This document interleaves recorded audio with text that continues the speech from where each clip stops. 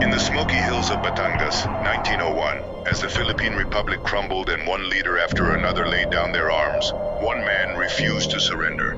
His name was Miguel Malvar, former general and patriot, the last general to command the Philippine army against the might of the United States. From farmer to freedom fighter, Miguel Malvar was not born into privilege. He was a farmer's son from Santo Tomas, Batangas, known for his discipline, honesty, and deep love of country. When the revolution against Spain broke out in 1896, Malvar organized his own troops and quickly rose through the ranks for his leadership and courage.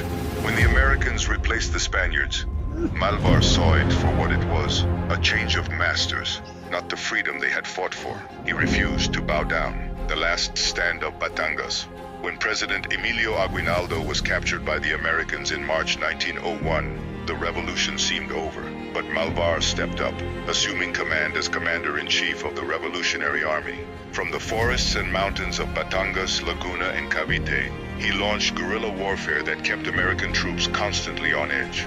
His men struck at night, sabotaged supply lines, and melted away into the hills before dawn. The Americans called his resistance the most stubborn and dangerous in southern Luzon. Malvar's code of conduct was clear. No looting, no harming civilians. His discipline made his army a model of Filipino resolve. The Americans strike back. The U.S. Army, frustrated by Malvar's elusive tactics, unleashed a scorched earth campaign in Batangas. Towns were burned, civilians herded into concentration zones called zones of protection.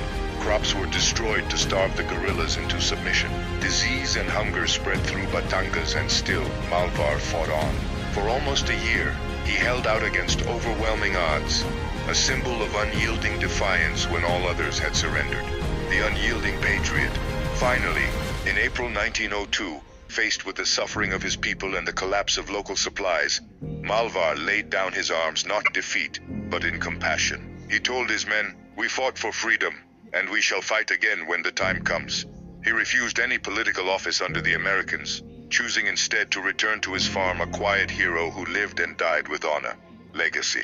Miguel Malvar remains the embodiment of the Filipinos' fighting spirit, steadfast, humble, and incorruptible. Many historians today recognize him as the true second president of the Philippines, leading the republic after Aguinaldo's capture. He never sought fame. He simply wanted freedom, and in that, he won, for his name still stands as the final flame of the revolution that refused to die.